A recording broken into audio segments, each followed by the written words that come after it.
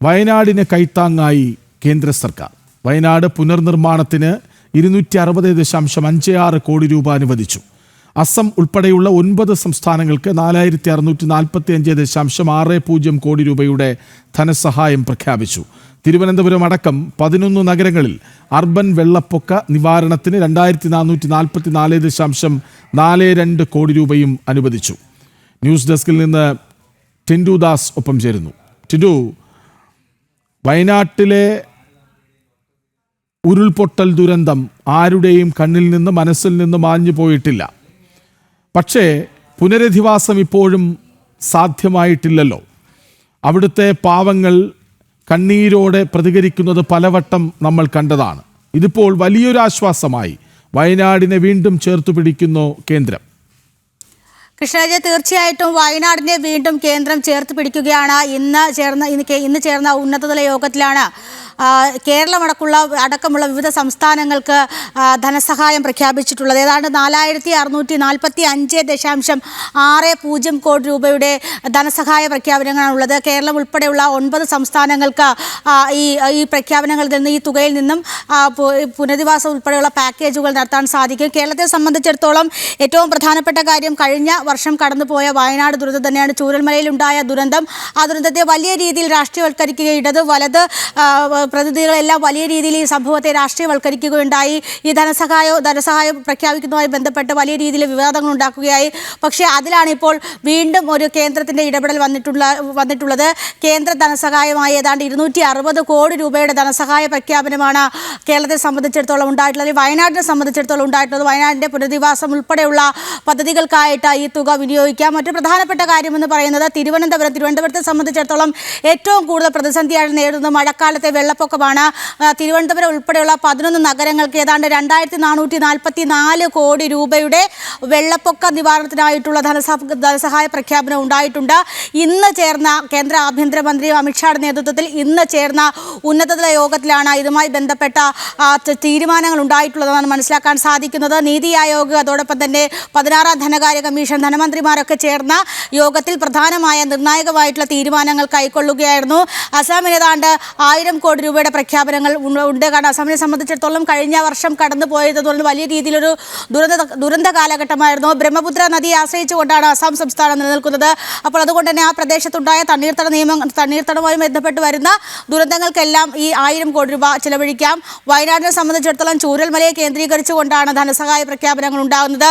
ആദ്യം ഈ ചൂരൽമല ദുരന്തം സംഭവിച്ച് ഏതാണ്ട് മാസങ്ങൾ പിന്നിടുമ്പോൾ രാഷ്ട്രീയമായിട്ടുള്ള വിവാദങ്ങളായി മാറുമ്പോൾ തന്നെ കേന്ദ്ര സർക്കാരിൻ്റെ ഭാഗത്തു നിന്നും ഏതാണ്ട് SDRF പദ്ധതിയുടെ ഭാഗമായിട്ട് 157 രൂപയുടെ ധനസഹായ പ്രഖ്യാപനം ഉണ്ടായിരുന്നു.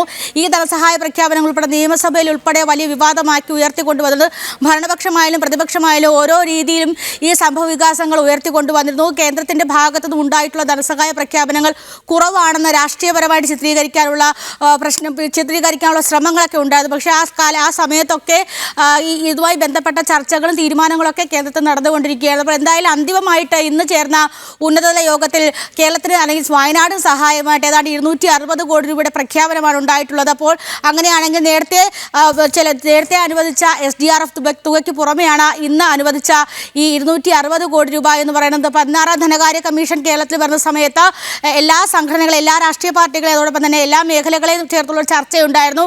ആ ചർച്ചയിൽ പ്രധാനമായിട്ട് ഉയർന്നു വന്ന കാര്യമെന്ന് പറയുന്നത് വയനാട് ദുരന്തം അല്ലെങ്കിൽ ചൂരൽമല ദുരന്തത്തെ പ്രധാനമായിട്ടും L3 കാറ്റഗറി ദുരന്ത പട്ടികയിൽ ഉൾപ്പെടുത്തണമെന്നൊരു ആവശ്യം ഈ ധനകാര്യ കമ്മീഷന്റെ ചർച്ചകളിലും അതോടൊപ്പം തന്നെ യോഗങ്ങളിലൊക്കെ ഉണ്ടായിരുന്നു. പക്ഷേ വയനാടിനെ സംബന്ധിച്ചിടത്തോളം, കേരളത്തെ സംബന്ധിച്ചിടത്തോളം ചെറിയ മേഖലയെ L3 കാറ്റഗറി ദുരന്തത്തിലേക്ക് ഉയർത്താൻ സാങ്കേതികമായിട്ടുള്ള പ്രശ്നങ്ങൾ ഉണ്ടായിരുന്നു.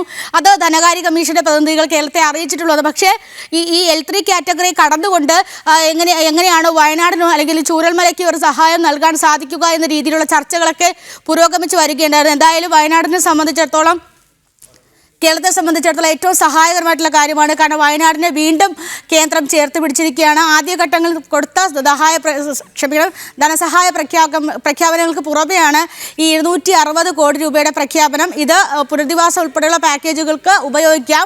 സംസ്ഥാന സർക്കാരിൻ്റെ പുനരധിവാസ പാക്കേജുകളൊക്കെ പുരോഗമിച്ചുകൊണ്ടിരിക്കുകയാണ്. നമുക്കറിയാം, ടൗൺഷിപ്പുമായി ബന്ധപ്പെട്ട് ഈ കല്ലിടൽ ചടങ്ങുകളൊക്കെ കഴിഞ്ഞിട്ടുണ്ട്. പക്ഷേ അതിൻ്റെ പുരോഗമന പ്രവർത്തനങ്ങളുടെയൊക്കെ അപ്ഡേഷൻസ് ഒന്നും പുറത്തു വന്നില്ല.